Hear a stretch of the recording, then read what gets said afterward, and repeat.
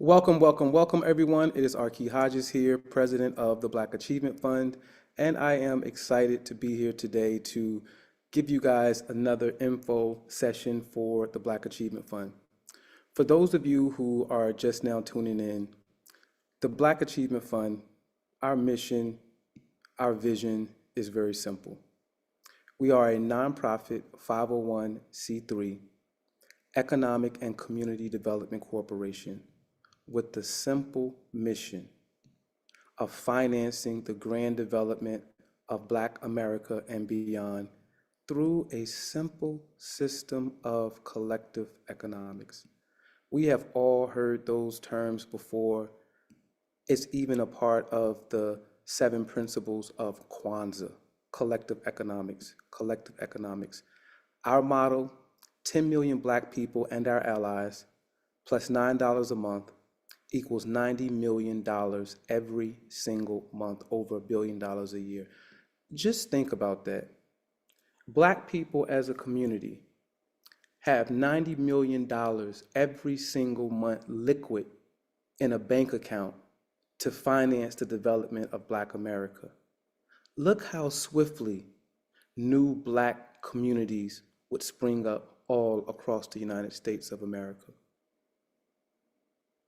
When we talk about Black people owning our own institutions, being in charge of our own schools, having our own hospitals, we've had all of this before. The Black Achievement Fund is saying we've abandoned, after segregation, we abandoned everything that made our community a thriving and successful community. And now it is time for us to return to those strategies that gave rise to all of the Black communities, all of the Black towns that we're celebrating and studying now in Black history.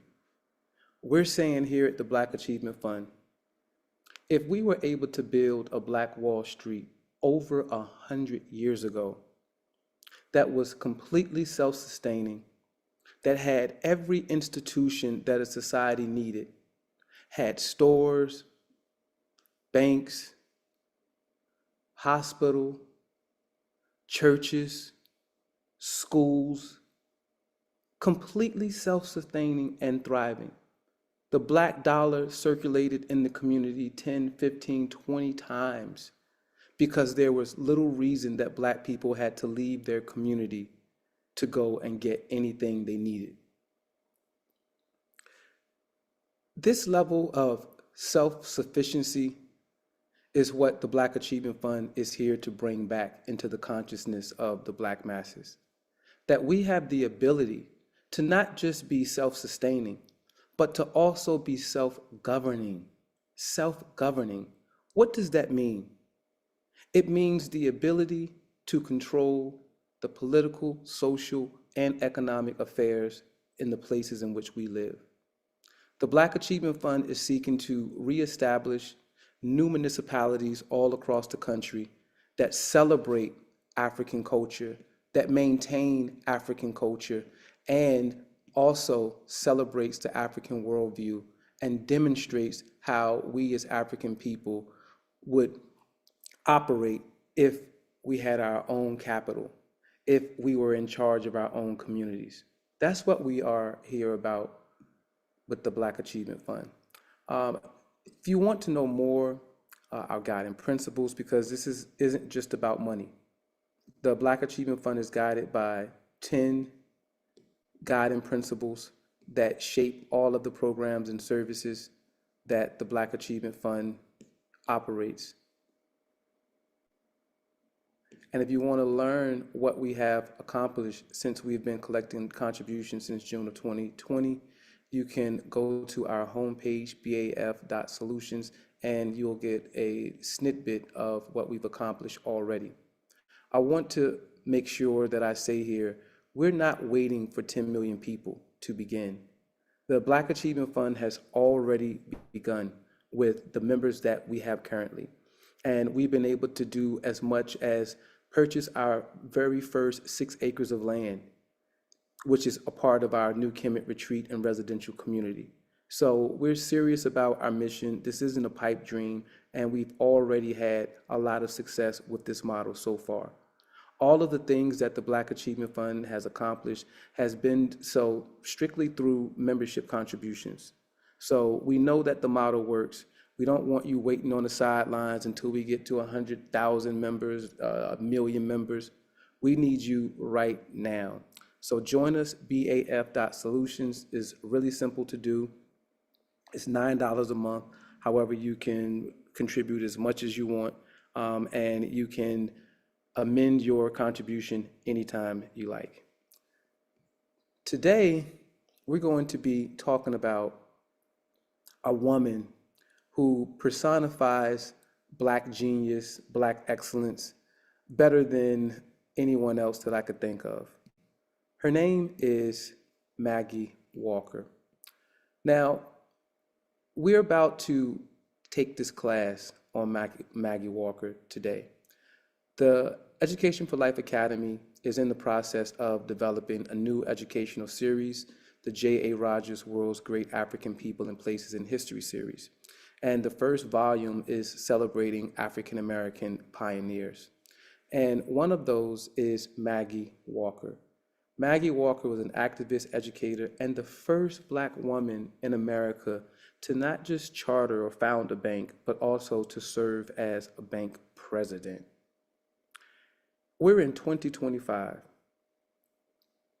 You already know how difficult it is to be at the head of the banking system in America, to start a bank from scratch in America. Right now, as a Black person, you're talking about tremendous, tremendous obstacles. And here before you, we had a Black woman who did it in 1904. And she didn't do it in the North. She did it in the South, in the capital of the former Confederacy, Virginia.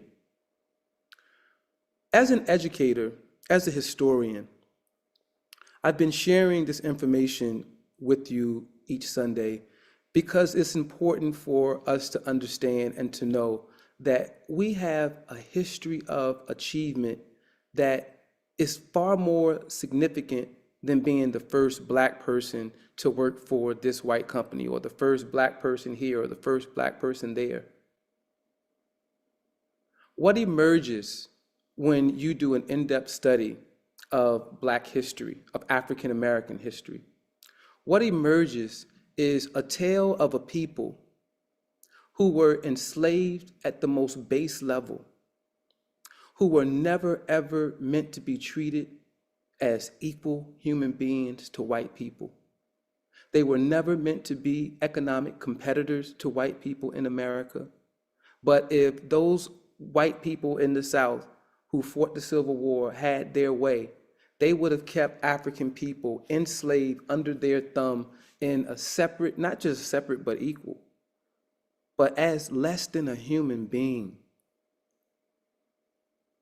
And when we begin to study life for Black people immediately after enslavement, I mean, it is absolutely astounding. You see people who were not given any money for their labor, who even the free Blacks, it was very difficult for them to ever obtain any type of money. A people who were debased, whose children were sold from them, whose marriages were torn apart, whose complete family structure was shattered. And right after enslavement is over, you see these people starting towns. You see these people starting businesses. You see these people being at the top of professions. And you're saying, my God, how could a people who just emerged from such trauma be this triumphant this early on after their enslavement is over? And as I began to study more and more and more, I have to admit, I haven't studied a lot of African American history in a long time because I got tired of the focus mainly being on the period of Black history that focuses on the worst time in our historical trajectory. So I spent a lot of time just studying ancient Kemet and the origins of humanity in Africa. And going back and studying African American history again after such extensive time off, man, it has really opened my eyes to something that I missed when I was studying African American history early on. But I'm not going to keep talking. I'm going to go right into the class. So all of Black Achievement Fund members, you guys are going to have free access to all of the volumes of the J. Rogers World's Great African People and Places in History series. However, it will cost you $5 if you want to take the quiz, which we will do today. All right. All of the classes are structured the same. You get an overview or a quick biography of the person or place that you're going to be studying for that particular class. And then we have some warm-up discussion questions before the video or whatever you're going to be doing. Today is, did you know that banks used to require women to get their husband's permission to open a bank account in the United States up until 1974? I'm sure many of you didn't know that.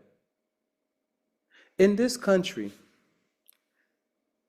the white men who have been in charge have not only discriminated against Black people, but their discrimination against women has also been legendary.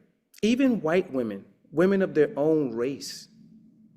Before 1974, no woman was allowed to just go into a bank and say, hey, I want to open up a bank account.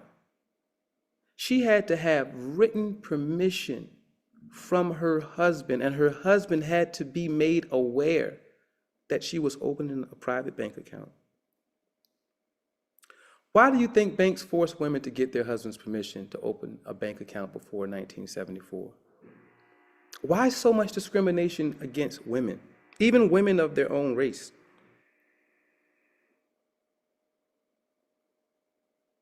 It's a question to ponder, but it's not one that I can answer, because it doesn't make any sense to me in any meaningful way. But this is the world that we live in. These sentiments are the sentiments of the people who not only founded this country, but who ruled over it all the way up until literally 1 decade ago. So today, we're going to go back in time to a generation right after enslavement. We have 2 videos. One is only 9 minutes and 40 seconds, and then the next is 20 minutes that we're going to watch about the life of Maggie Lena Walker. And then we're going to have some discussion questions afterwards.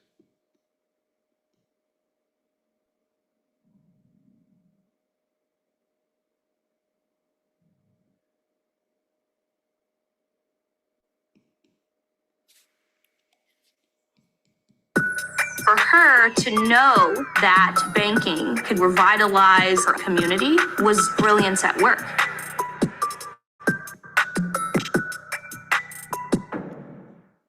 They say I don't act right, it's only like how I wanna live my life.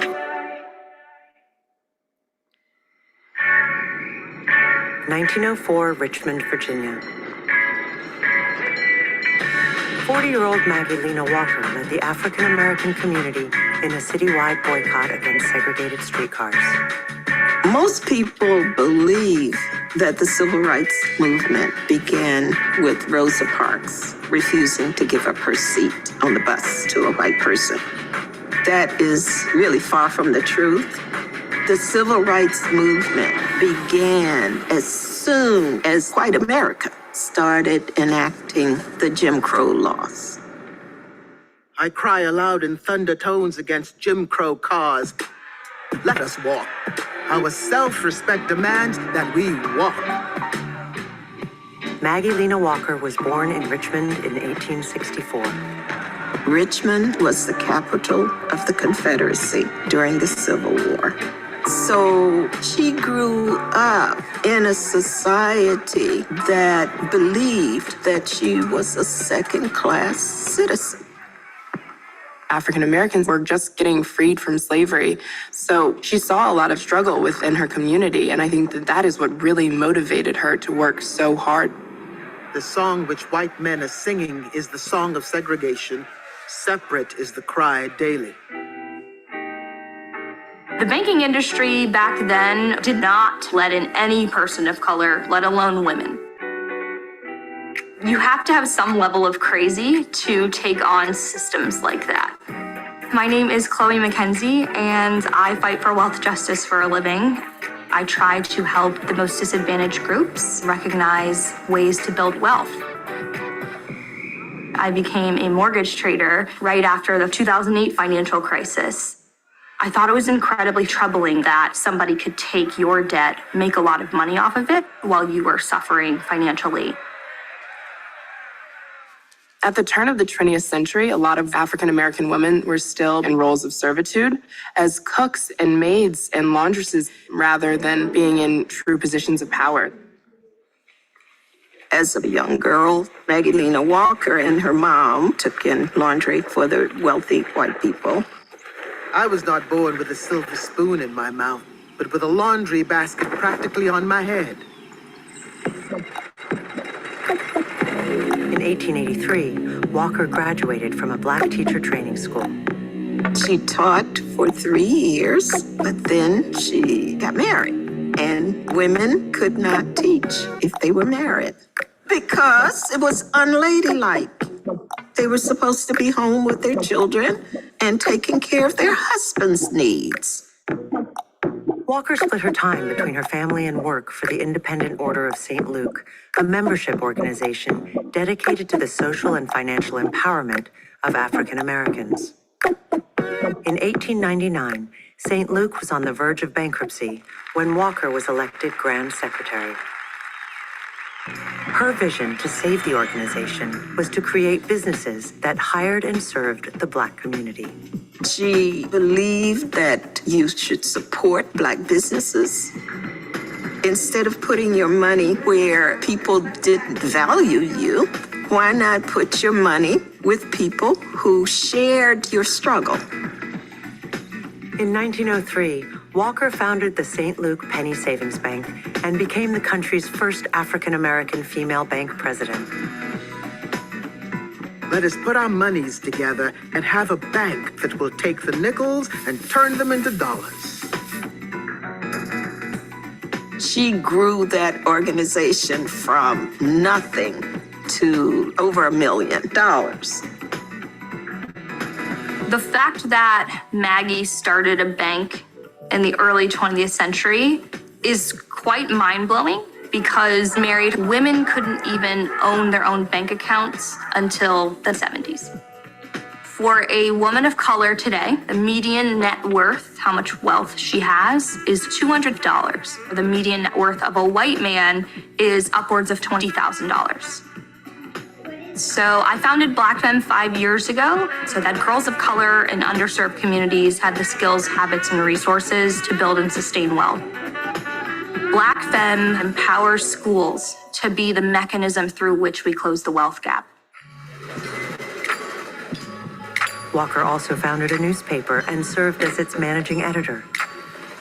The St. Luke Herald sounded the alarm for injustices. They did piece after piece after piece on the lynchings that were at their apex during that time.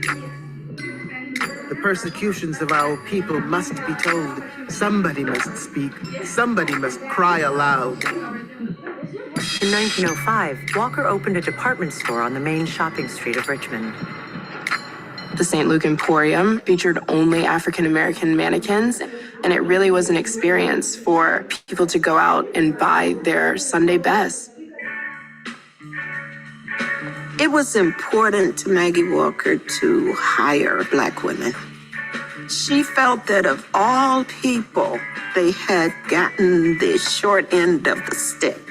And it was her life's work to uplift women in any way she could. To avoid the traps and snares of life, women must band themselves together, organize, make work and business for themselves. Walker put that ideal into practice and in 1904 bought her family a two-story house. It was in this home in 1915 that the biggest tragedy of Walker's life occurred. They had some break-ins at the home. So they had armed themselves, and unfortunately, the son mistook his father for an intruder and accidentally shot and killed him. I passed through the most trying ordeal of my life, which robbed me of all energy, and so I have leaned heavily on God's everlasting arm. Walker's faith pulled her through. Re-energized, she worked for the NAACP and the National Association of Colored Women, and also spearheaded the local struggle for women's suffrage. The elevation of woman to her proper and rightful place has been the slowest work of the centuries. Let woman become independent. A lot of white women at the time believed that it would hold back their own progress to reach out a hand and include African American women. So it was really instrumental that Maggie Walker used her platform to encourage African American women to get out and vote. Around this time, Walker developed diabetes, which confined her to a wheelchair in the last years of her life. She put wheels on her desk chair. She installed an elevator in her home, so she really wasn't letting anything slow down the work that she was doing. When the stock market crashed in 1929, Walker kept her bank alive by merging with another Black-owned bank. The merger resulted in the Consolidated Bank and Trust Company, which survived until 2005. And it was considered the longest operating Black bank in America. Walker died in 1934. Her home is now a National Historic Site. Her work and mission are rooted in this activism that changed her community, that changed the way we think about banking. If Maggie could do it at that time, there are really no excuses for us. Let us awake, let us arise. We can do anything as soon as we learn the lesson of unity.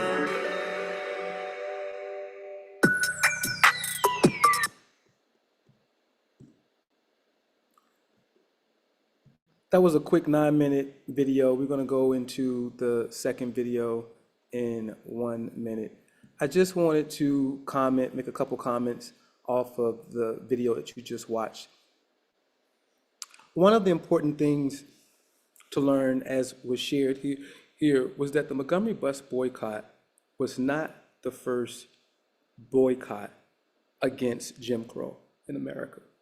There were other boycotts before that, like the one that Maggie Walker helped lead in Richmond. And what they didn't share in that video was that the boycott was 100% successful.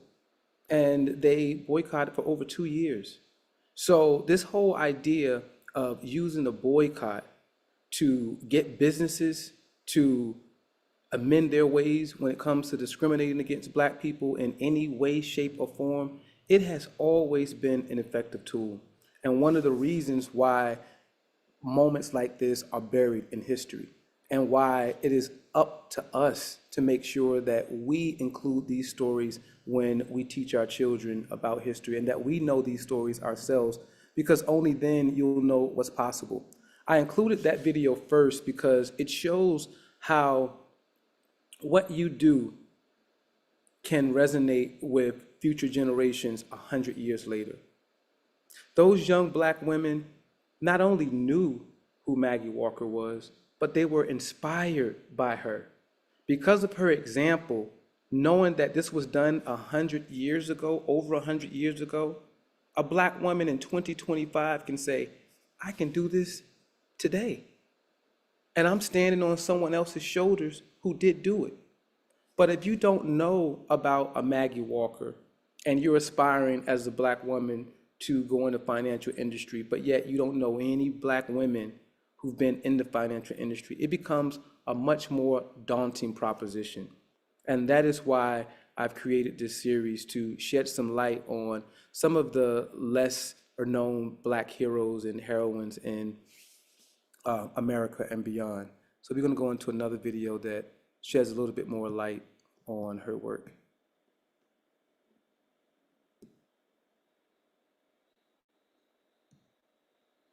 A charge to keep.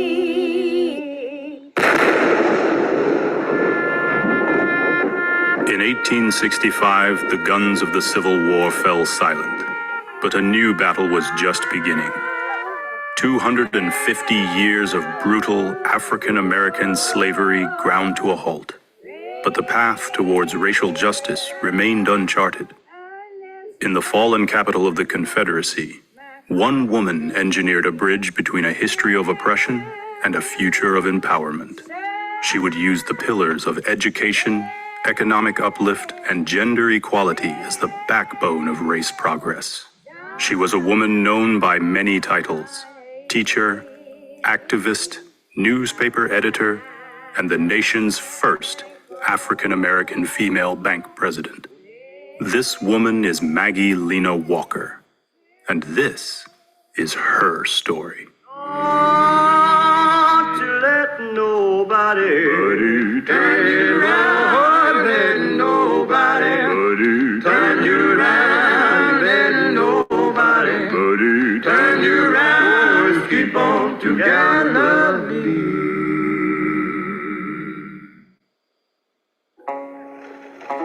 Maggie Walker was born Maggie Lena Draper on July 15, 1864, during the final year of the Civil War. Her mother, a former slave named Elizabeth Draper, worked as a paid house servant in the home of the abolitionist and spy, Elizabeth Van Lew. Walker's biological father was an Irish-born Confederate soldier who worked nearby at the Chimborazo Military Hospital. Even with her father's light skin and her hazel eyes, Walker was considered colored, just like her mother. And as a person of color, slave or free, she was deemed inferior to whites. Her mother soon married a fellow servant from the Van Lew mansion, but tragically, he was killed when Maggie was only 11 years old. As a black single parent with no education or technical training, Walker's mother had few job prospects. To eke out a living, she toiled washing clothes for other families and delivered them ironed and folded with the help of Maggie and her younger brother. I was not born with a silver spoon in my mouth, but instead with a clothes basket almost upon my head. I have come up on the rough side of the mountain. Maggie Lena Walker. Walker grew up during Reconstruction, a period in which a federal agency called the Freedmen's Bureau aided the transition from slavery to citizenship. But the government alone could not accomplish such a great task. And so, for many African Americans, true community building was done through their own institutions, their churches, their schools, and their businesses. In Richmond, Virginia, Maggie Walker would play her part in all three. As a child, Walker lived next door to the centerpiece of Richmond's burgeoning black community, First African Baptist Church. It was here in this sanctuary where Walker forged her commitment to serving others and where she developed an unshakable faith that would come to guide her through every obstacle in her life. Walker was among the first generation of African Americans to attend public schools, where black teachers showed her a glimpse of her own potential. They guided our childish feet, trained our restless hands, and created within our youthful souls an unquenchable search for knowledge and an undying ambition to be something and to do something. Maggie Lena Walker. Her instructors taught Walker a revolutionary new vocabulary, terms like financial responsibility, race pride, and cooperation, all key tenets of her future leadership. When she completed high school, Walker and her fellow students practiced these concepts in one of the nation's first school segregation protests. When the city denied them a graduation ceremony in the Richmond Theater, Maggie Walker and her classmates took action. Our parents pay taxes just the same as you white folks. And you've got no business spending big money out of those taxes to pay for the theater for white children unless you do the same for black children. Wendell P. Dabney, Richmond Colored Normal School, class of 1883. While her school protest had proven unsuccessful, Walker's determination to overcome discrimination only grew stronger.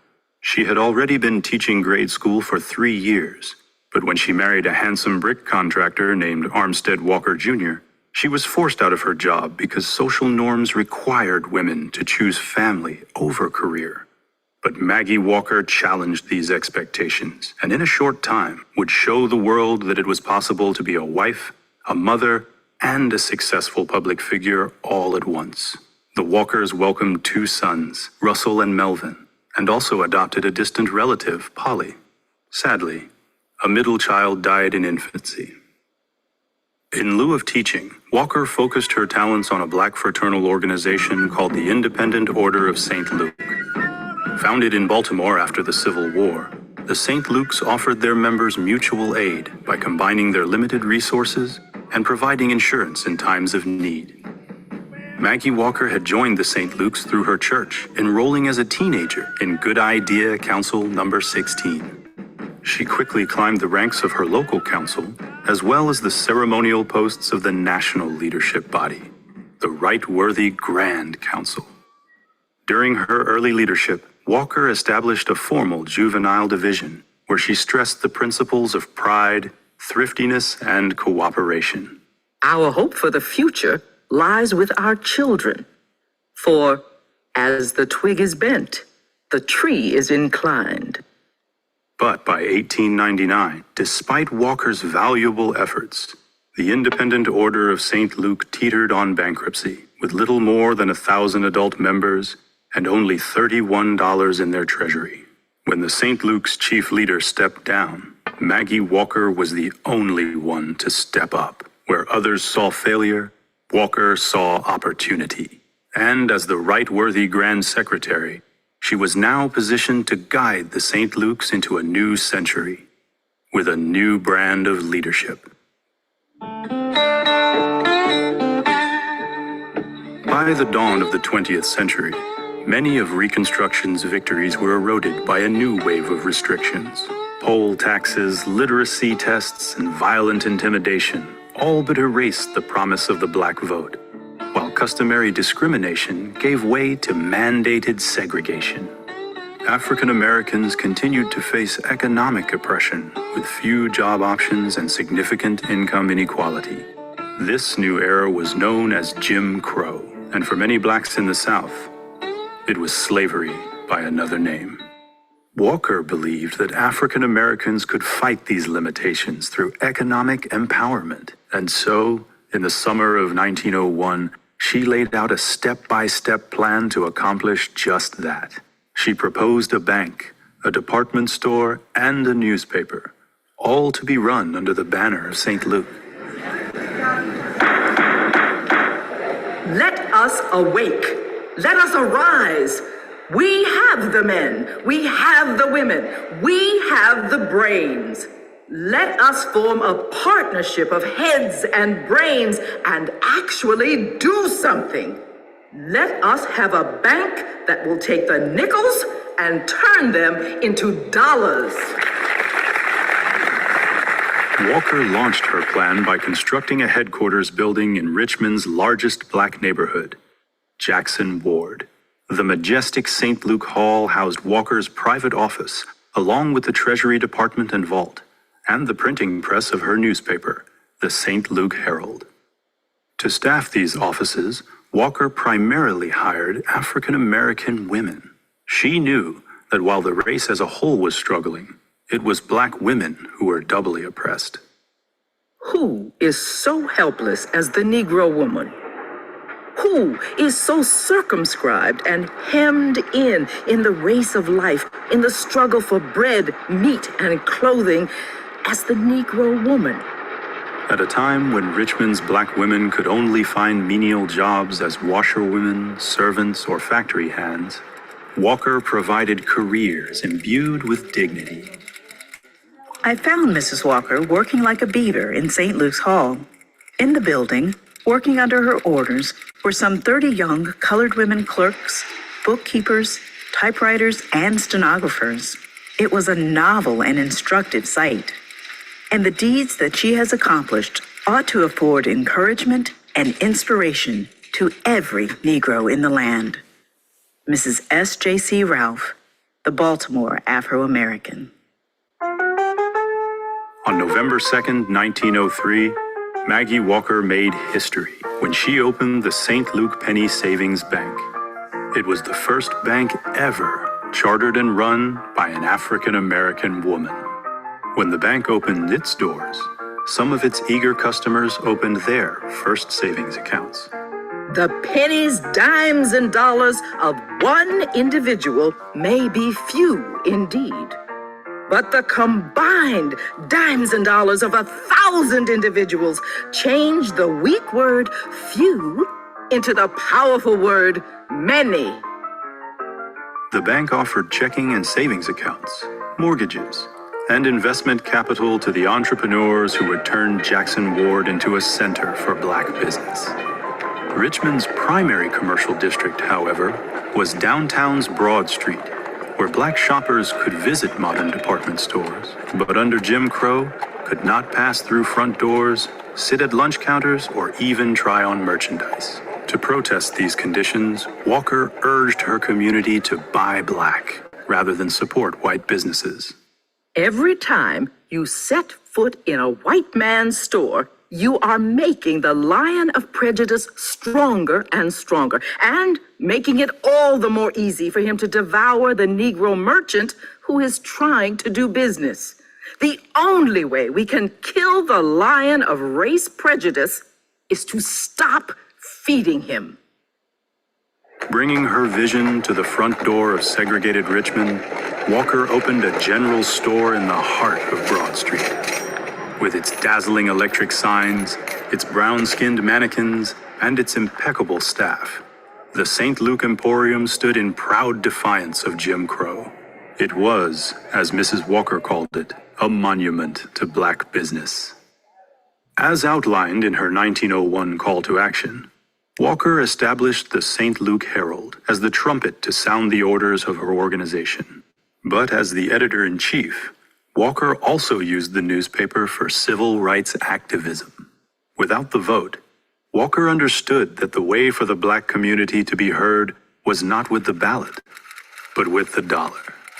In 1904, the St. Luke Herald, along with the Richmond Planet, incited a boycott of Richmond's segregated streetcar system. Every legislature in the South legislates against the Negro. Let us walk. Our self-respect demands that we walk. Maggie L. Walker, St. Luke Herald. Denied revenue from black customers, the streetcar company was forced into bankruptcy after 2 years of boycotting. With her dual income as bank president and St. Luke's secretary, Maggie Walker purchased a stately home at 110.5 East Lee Street in the center of Jackson Ward's Quality Row. The Walker mansion served as both a sanctuary for her expanding family and as a strategic hub for the nation's vanguard of black leadership. Washington, Du Bois, Burroughs, and Bethune. Her elegant home, her luxury cars, and her very appearance all broadcast an example of hope and success that inspired a downtrodden community. Sadly, however, the Lee Street home was host to the greatest personal tragedy in Maggie Walker's life.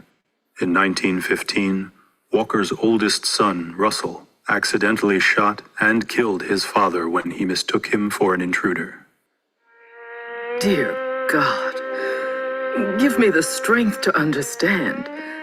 Armstead was my staunch, tried and true friend. His departure, it's my eternal loss.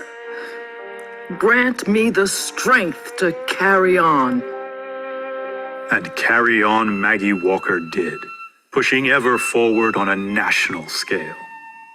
Walker and her field recruiters traveled to former slave communities in the Deep South and to urban enclaves in the north, spreading a message of uplift at every stop. The future of the race is in the hands of our women. Love your race and show it by your practice. If you can individually feed and clothe and help yourself, you can combinedly clothe and help others.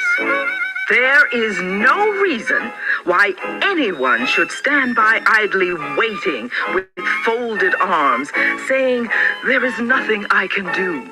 We can do anything, just as soon as we learn the lesson of unity. After 2.5 decades of tireless campaigning, Walker had built the St. Luke ranks to 100,000 members, with $500,000 in their treasury. But Maggie Walker did not limit her leadership to the St. Luke world only. She was a valued member of the nation's top civil rights organizations. She organized Richmond's first local branch of the NAACP and also sat on their national board of directors. As a philanthropist, Walker sponsored charities and education opportunities. She even helped to establish one of the South's first Black Girl Scout troops. And with the passage of the 19th Amendment, Walker didn't simply vote, she ran for office as director of Virginia's public education. But as the dimensions of her leadership grew in the 1920s, Walker began to suffer from a debilitating illness, diabetes. And though her body gave up on her, Walker never gave up on her community. And her community still needed her. In October of 1929, the stock market crashed, setting off a decade of bank closures and financial strife. The Great Depression tested all Americans, but the lower classes felt the most strain.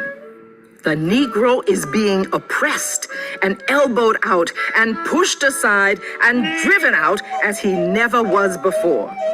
We as Negroes are losing everything. We are losing everywhere. Walker knew the chance for survival was greatest through teamwork and cooperation.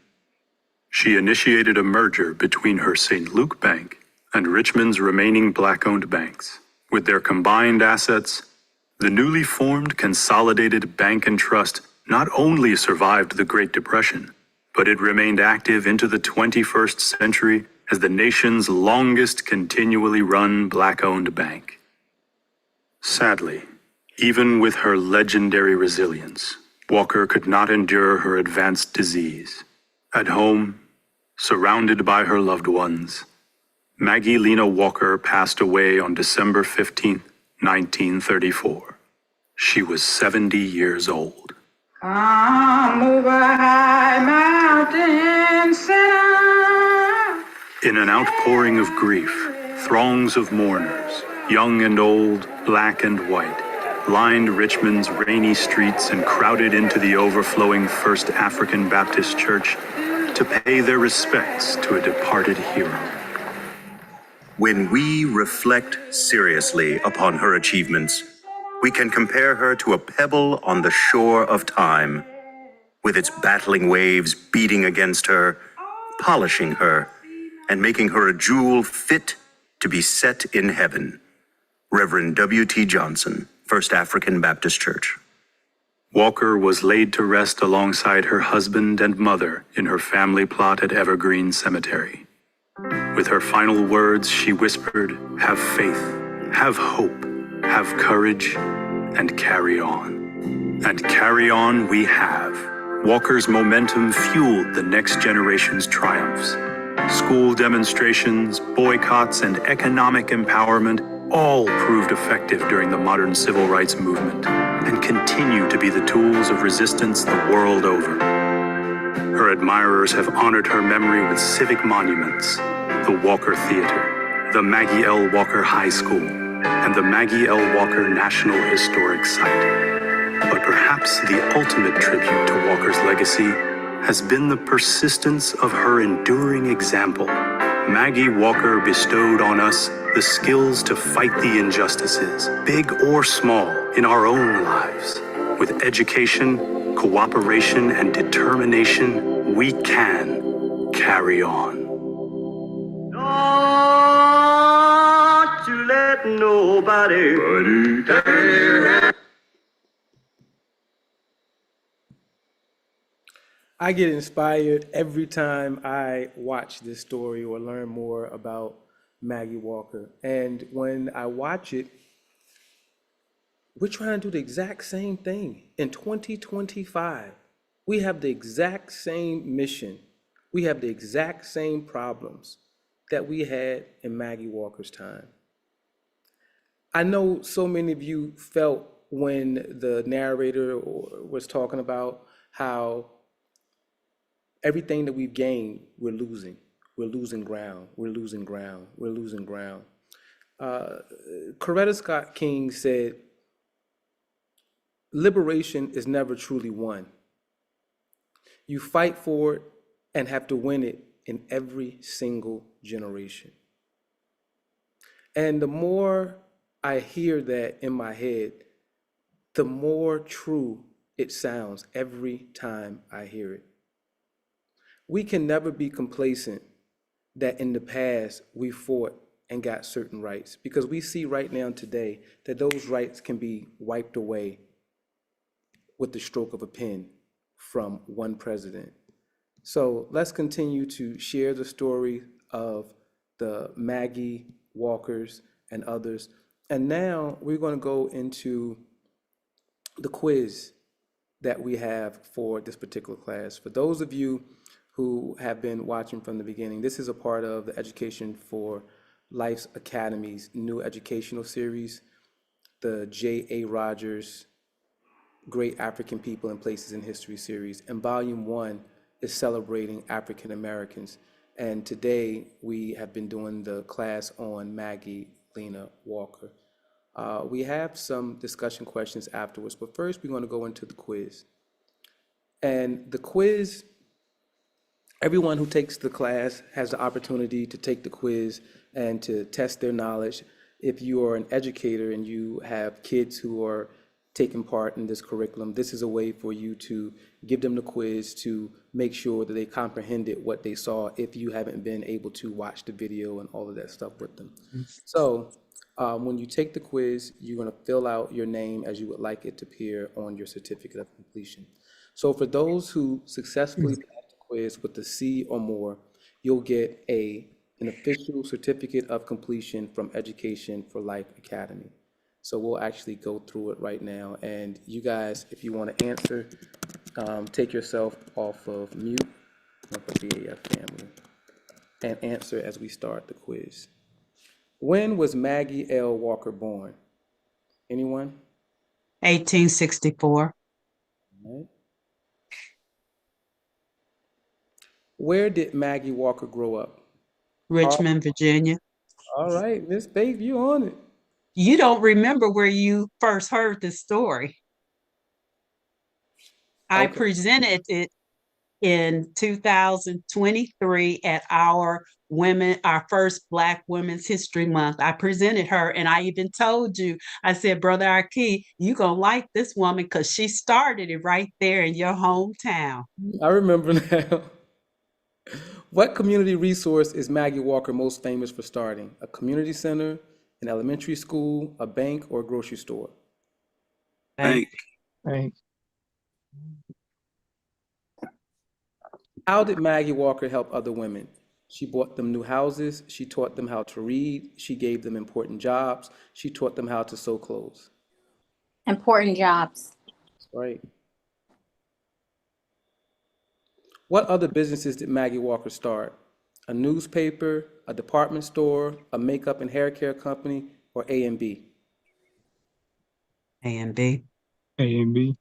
A newspaper and a department store. And again, we're talking the turn of the 20th century. And you have a woman not just being a part of the establishment of these things, but leading the charge. Just absolutely, just a powerful woman. What happened to Maggie Walker's bank during hard times like the Great Depression? It became She consolidated. Yep. It joined with other banks. What important community resource did Maggie Walker also help to create? a museum, a mental institute, a hospital, or all of the above? All of the above. Well, actually, A and B. so it's a hospital, but we didn't go over the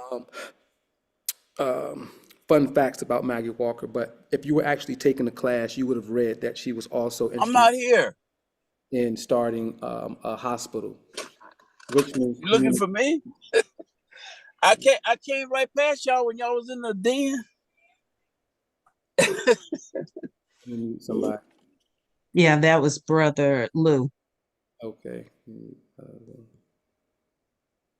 What did Maggie Walker use her newspaper for?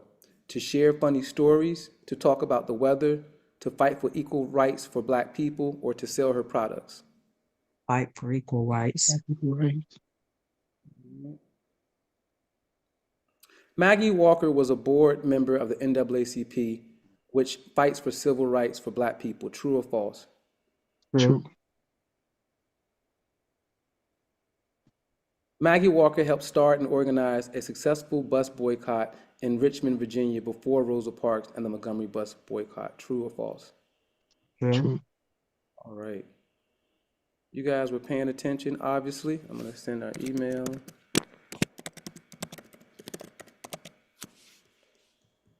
And when you hit finish,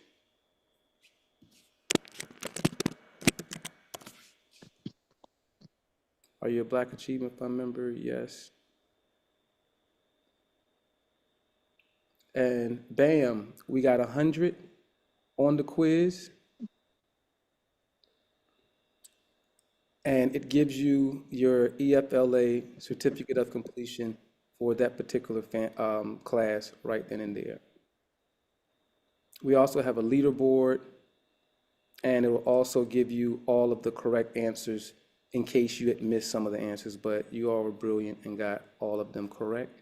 And you can easily share your results or share the quiz with other people. So as you take the quiz, please make sure that you share it. All right. And finally, sorry,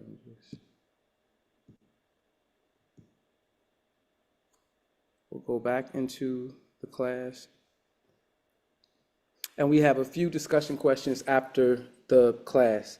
How does learning about historical figures like Maggie Walker make you feel? And these are rhetorical questions. If you're teaching this class, these would be questions that you would ask whoever you're teaching so that it'll help guide further discussion about the class and making sure that whoever took the class is really, really comprehending what they're seeing and what they're reading. How can people today benefit by learning about people like Maggie Walker? And why do you think learning about women like Maggie Walker is important today? And then we also have some extra resources. We have a link to the Maggie Walker National Historic Site webpage, which provides all sorts of additional resources about Maggie Walker. And we also included a short video of U.S. park official talking about Maggie Walker's response to the 1918 influenza pandemic. And this is when she first-handedly went to get to the heart of the situation and worked with the governor of Virginia to get a Black hospital established for Black people because they weren't being serviced in any other hospital. So she was just a remarkable person and just worked tirelessly on behalf of the Black community. And lastly, each class has a short bio on J.A. Rogers, whose this series is in honor of, and a list of his books. And for those of you who are not familiar with J.A. Rogers, he was an incredible, influential historian who was one of the first who shared that Black people had a history outside of slavery, outside of the American experience. And in his book, World's Great Men of Color, he also included women, but he entitled it Men of Color. He profiled historical Black figures, African figures throughout Asia, Africa, and the Americas before Christ, before Christopher Columbus. So I wanted to honor him by naming this series after him because he was one of the people to help expand my knowledge and worldview of Black history, Black people, and Black culture. So we have a couple more minutes. If anyone would like to share any of their thoughts on Maggie Walker, the class, the structure of it, once again, all of you will have free access to this class as well as all of the other classes that I'll be previewing as a part of this series. If you want to take the quiz and get your certificate, you will have to pay $3.99 or $4.99 for the quiz. And 20% of that goes to the Black Achievement Fund Pyramid 1 fundraiser. All right, so please support our cause. Any questions, comments? First, on what you just said, the percentage, the money that's going. Now, last week when you mentioned taking the quiz, you said you would get an email and you could print your own certificate. So now with that cost involved, does that mean that we're going to get the certificate or do we still print it ourselves? No, you still print it yourself, but you'll also be able to get it printed out by Education for Life Academy and mailed to you on the official certificate cardstock, as well as the seal, a gold seal. Now that covers, is that covered in that fee? No, Or is that's that not covered. additional? Yeah, it's an additional, it's at cost. So whatever it costs to actually mail it and print it, that's what you pay.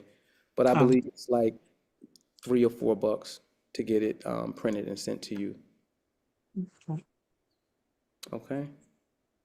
And don't forget, we have our monthly members meeting for all of the BAF members at 4 p.m. So if you want to learn more about our statistics, where we are as an organization, and some of the programs and services and events that we have coming up, please come back at 4 p.m.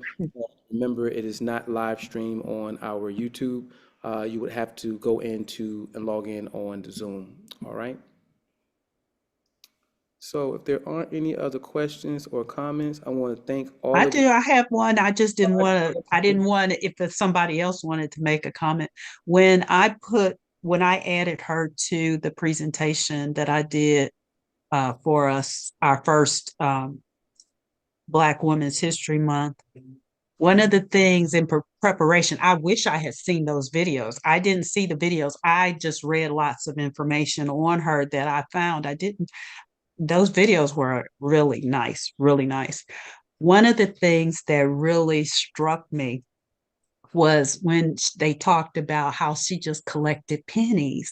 You know, she would go to the Black people in the community, and if all they had was, some change, and that's what they were putting in the bank. And I was just thinking at the time that I was making this presentation, my God, where we come from, where now I can't even give my grandchildren pennies. If I give them anything under $1, they looking at me sideways like, where you coming from with that?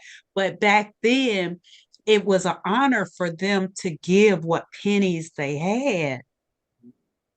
And the pennies really added up, because Yeah. inflation wasn't where it is right now, where you could, save some pennies and really make something. Now you need dollars. You can't do it with pennies anymore. And the next generation, you're going to need $10 or more. You know what I mean? Yeah. So, and bringing that up to the very fact that she had the fortitude and the wisdom to consolidate with the other Black banks during the Great Depression and was able to overcome that financial disaster and to keep the bank open long after her death in 1934 all the way to 2005. I mean, that was just a testimony to how sound the structure of that banking system really was. So, yep. Sister Deirdre says, We've been collecting change for years. Our children picked up the habit, never spend your change, have a goal. And that is absolutely true. I also collect change. And I'm sure I got maybe $300-400 in change right now. So if I ever really need it, I know that it's there. And trust me, it does add up. So you're right, Sister Deirdre, keep your change. And the rest, give it to the Black Achievement Fund. All right, BAF Solutions. Oh, that one guy that talked about he gave his change. Remember, he emptied his pockets. Exactly. Yeah. Every month he said, I get this out of my car. So know that your small contributions, just like Maggie Walker said, small contributions from a whole lot of people equals a whole lot. All right. So Too many. yeah, the few to many. So this was a very great video for us on so many levels. So I want to thank Maggie Walker. She's still holding us up as an ancestor, and we are still learning from you, Sister Walker. So thank you so much. And for all of you who've watched this and you have this, share the class with other people. All right. We have it free right now until we finish with all of the classes. So I was going to say one thing that we talk about, but she has it in other words. Stop feeding him. I mean, it was so poignant. She said, when you give them their money, you make them stronger Yeah. at the expense of our own business community. And we're still stuck in that space where we're not consciously spending money with our own people. But more so, you would have thought that we would have stronger banks, more banks than we have right now in 2025.